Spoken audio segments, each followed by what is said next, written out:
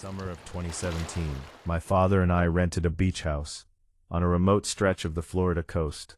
The place was beautiful during the day, surrounded by white sand and endless ocean. But once the sun went down, the house felt completely different. The first night, I woke up around 2:20 a.m. to the sound of waves crashing outside. As I lay in bed, I heard something else. Footsteps. Slow, heavy footsteps coming from the second floor. At first, I assumed it was my dad, but when I checked his room, he was asleep. A few minutes later, the footsteps returned. This time, my father heard them too. "Was that you upstairs?" he asked. I shook my head. We grabbed flashlights and searched every room on the second floor. Nothing. No one was there. The next morning, we mentioned it to the property owner. He looked uncomfortable and quietly said, "If you hear footsteps at night, just ignore them." That strange answer stayed in our minds all day. The following evening, a violent storm rolled in from the ocean. Rain hammered the windows, and shortly after midnight, the power went out. The house was completely dark except for a few candles. Then, we heard it. A loud, dragging sound coming from upstairs, as if something heavy was being pulled across the floor. My father and I stared at each other. The noise continued.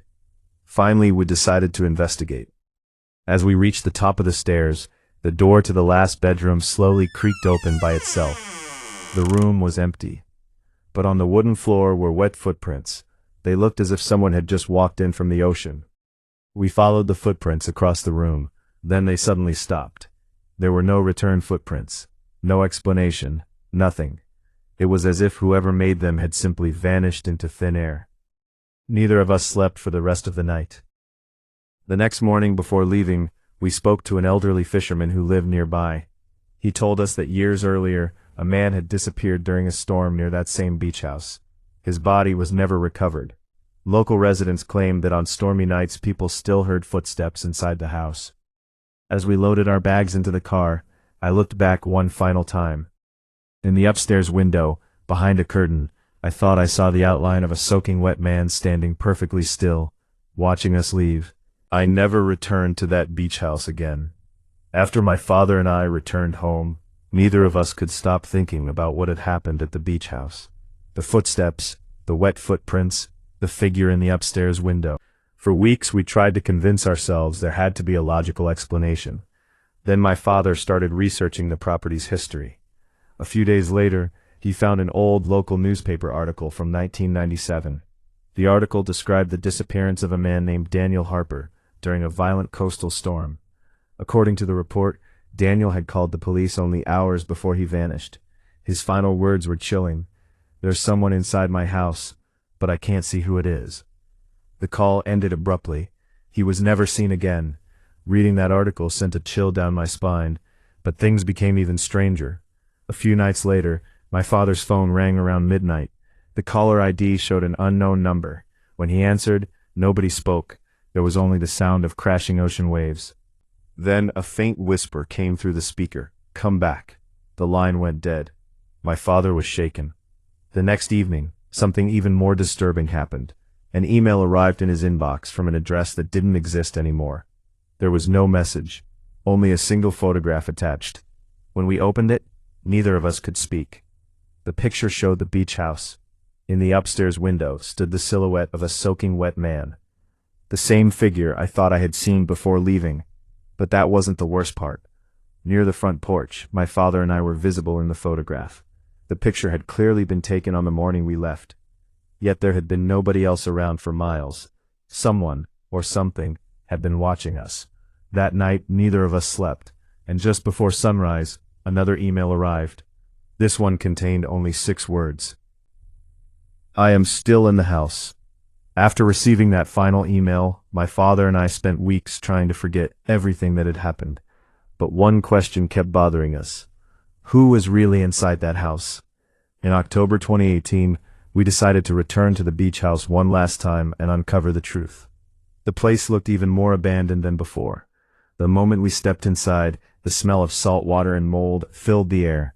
Everything seemed unchanged. But in the upstairs bedroom, the same room where we had found the wet footprints, we discovered something unusual. Behind a loose wooden wall panel was a small metal box. Inside were old photographs, documents, and a diary. The diary belonged to Daniel Harper. As we read the final pages, the entries became increasingly disturbing. Every night I hear footsteps in the hallway. When I check, nobody is there. I feel like someone is watching me from inside the house. The last sentence in the diary read, "If anyone finds this diary, do not spend the night here." There were no more entries after that. Suddenly a loud crash echoed from somewhere upstairs. My father and I froze. Then we saw them. Wet footprints, fresh footprints appearing one after another, across the wooden floor. They led toward the staircase. Neither of us spoke. We followed them down to the front door. The footprints continued outside toward the ocean. Then they disappeared into the sand. My father grabbed my arm. "That's enough.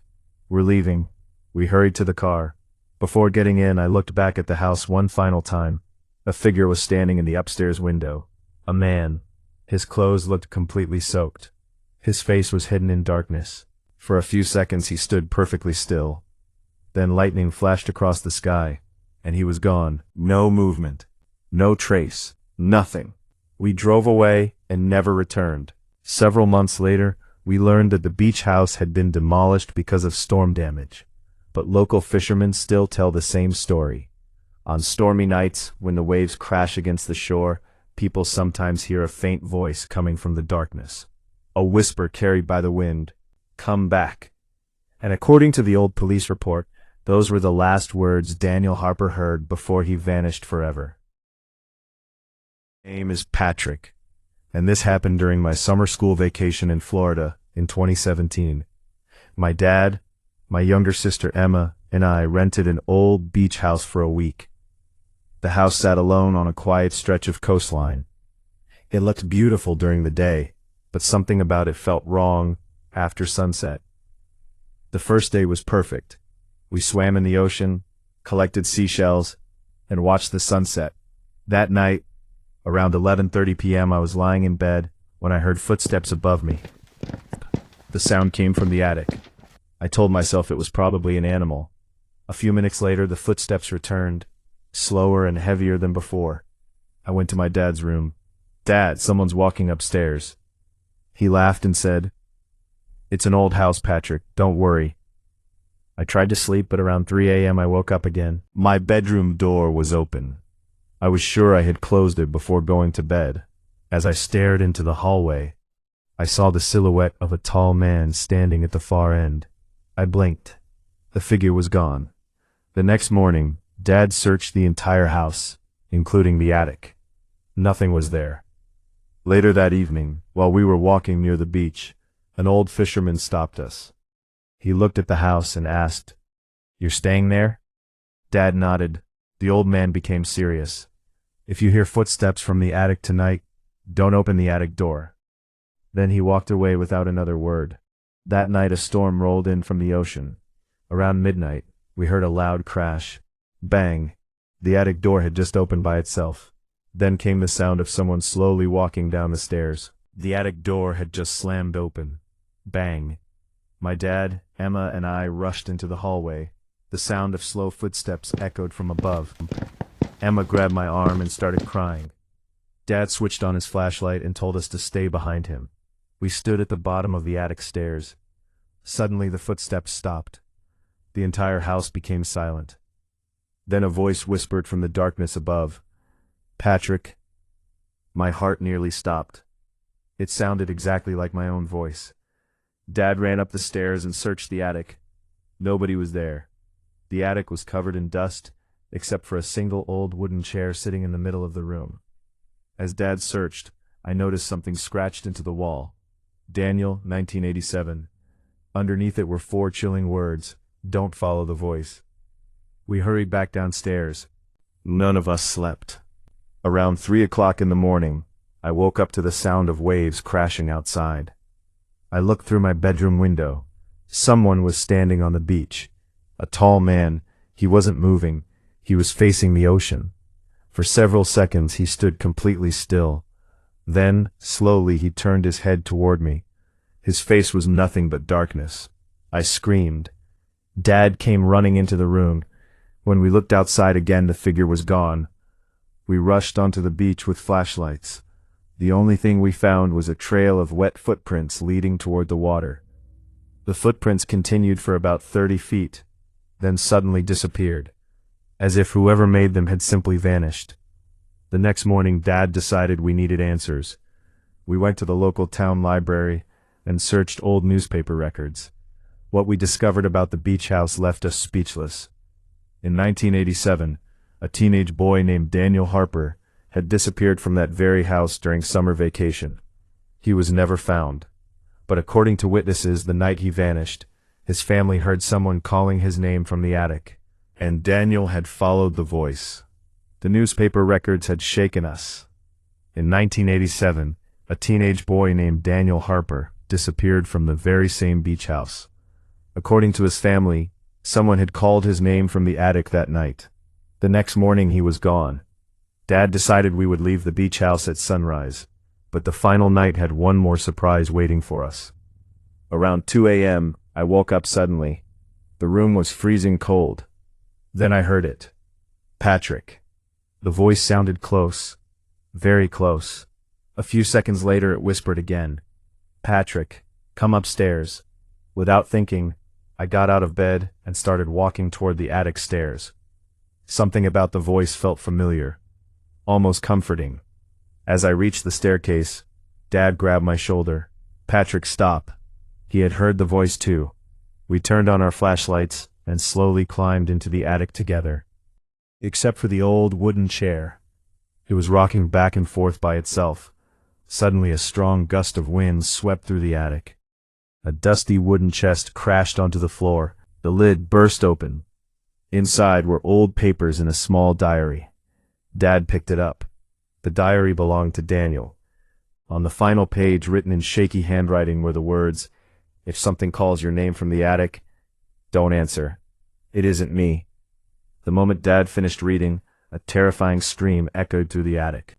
The walls began to shake. Emma screamed from downstairs. We ran for the stairs. As we rushed outside into the storm, I looked back one last time. In the attic window stood a tall black figure. It wasn't moving. It was just watching us. Then a flash of lightning lit up the sky, and the figure disappeared. We left the beach house that night and never returned. Months later, Daniel's diary was given to his surviving relatives. But even today, local people claim that during storms, strange voices can still be heard, coming from the attic of that abandoned beach house. Some say the voice sounds like a lost child, asking for help. Others say it sounds exactly like the person hearing it. And according to the stories, anyone who follows that voice into the attic is never seen again. My name is Michael. In the summer of 2017, my father and I rented an old beach house on the coast of North Carolina for a week-long vacation. The house sat alone near the shoreline. There were no nearby neighbors, no busy roads, and no city lights, just endless ocean waves and the sound of the wind. The first 2 days were perfect. We spent our mornings fishing, and our evenings watching the sunset from the porch. On the third night, a heavy storm rolled in. Around 1:30 a.m., 3 loud knocks echoed through the house. My father looked at me. "Did you hear that?" I nodded. He opened the front door. No one was there. The porch was empty. But something immediately caught our attention. Wet footprints stretched across the sand, leading directly to our door. The strange part? They stopped at the porch. There were no footprints leading away. It was as if whoever made them had simply vanished. The next morning, I mentioned it to an old fisherman who lived a few miles away. The man's face turned pale. "You should leave that house," he said quietly. When I asked why, he pointed toward the ocean. 20 years ago, a fisherman disappeared during a storm. They found his boat, but never found him. That night, I couldn't sleep. Around midnight, I looked out my bedroom window. Far out on the dark water, I saw an old wooden boat drifting through the waves. A single figure sat inside, motionless, watching the house. Lightning flashed across the sky. For a split second, I saw the man's face. His skin was pale gray. His eyes looked completely black. Then darkness returned. The boat was gone. I stepped back from the window, my heart pounding. At that exact moment, I heard slow footsteps moving across the porch outside. Someone was walking toward the front door, and then came 3 knocks. But this time, the knocking came from inside the house, froze both my father and me. Knock, knock, knock. This time, it was coming from upstairs. That made no sense. We had already checked every room. Slowly we climbed the staircase with flashlights in our hands. The storm outside was getting worse. Thunder shook the windows, and rain hammered the roof. We searched every bedroom. Nothing. No one was there. Then a loud crash came from the last room at the end of the hallway. My father pushed the door open. The room was empty, but the floor was covered with wet sand. Fresh footprints stretched across the room. They led to the center of the floor, and suddenly stopped, as if whoever made them had vanished into thin air. A few seconds later, another crash echoed from downstairs. We rushed into the living room. An old framed photograph had fallen from the wall. The glass was shattered. Behind the photograph, hidden between the frame and the wall, was a yellowed newspaper clipping. The date was July 2001. The article was about the missing fisherman whose boat had washed ashore after a storm. But someone had written a message across the article in red ink. He never left. A chill ran through my body. Then we heard something dragging across the attic floor above us. The sound moved slowly from one end of the attic to the other. My father grabbed a flashlight. "We're ending this tonight," he said. Together we climbed the narrow ladder leading to the attic. The door was already half open. Neither of us remembered leaving it that way. The attic smelled like seawater. Old boxes and broken furniture were scattered everywhere. In the far corner lay an old fishing raincoat. It looked as though it had just been pulled from the ocean. Inside another was a soaked notebook. The pages were damaged, but the final entry was still readable. It said, "If you find this, he's already inside the house." My hands started shaking. Then a weak voice whispered from the darkness, a voice that sounded wet and broken. "Please, let me go home." My father slowly turned his flashlight toward the corner. For a moment we saw nothing. Then 2 black eyes opened in the darkness, and whatever was hiding there began to stand up. The 2 black eyes in the attic slowly moved closer. My father raised the flashlight with trembling hands. "Who are you?" he asked. For several seconds, there was only silence. Then the figure spoke in a weak, broken voice. "I want to go home." A flash of lightning illuminated the attic. For a brief moment, we saw its face. It was the missing fisherman from the newspaper article. Water dripped from his clothes. His skin looked pale and lifeless, as though he had spent years beneath the sea. Then he slowly pointed toward the rusty key we had found in the raincoat pocket. I opened the notebook again. Hidden behind the last page was a hand-drawn map, leading to a spot behind the beach house near the dunes. Despite the storm, my father and I grabbed flashlights and followed it. After 20 minutes of digging through the wet sand, we found an old wooden chest buried beneath the dunes. Inside were personal belongings, a family photograph, a wallet, an identification card, letters addressed to his wife, everything the fisherman had once called home. The next morning, we turned the items over to local authorities. That night, for the first time since arriving, the beach house was completely silent. No footsteps, no knocking, no strange boat drifting across the ocean, nothing. It felt as though whatever had haunted the house was finally gone. A few days later, we returned home. The nightmare seemed over, but 1 week later, while reviewing the vacation photos on my camera, I found something strange. One picture had been taken during sunset on our final evening. My father and I were standing on the beach, smiling at the camera. At first, everything looked normal. Then I noticed someone standing behind us near the water. A man, the fisherman. But this time he looked different. He wasn't staring at the house. He wasn't trapped. He was smiling, as if he had finally found peace. At the bottom of the photograph, where the camera automatically recorded the date and time, there was a word that shouldn't have been there, just one word: home. I never saw the fisherman again, but whenever I hear waves crashing against the shore late at night, I remember that beach house, and I still wonder if we encountered a ghost, or simply a lost soul trying to find its way home.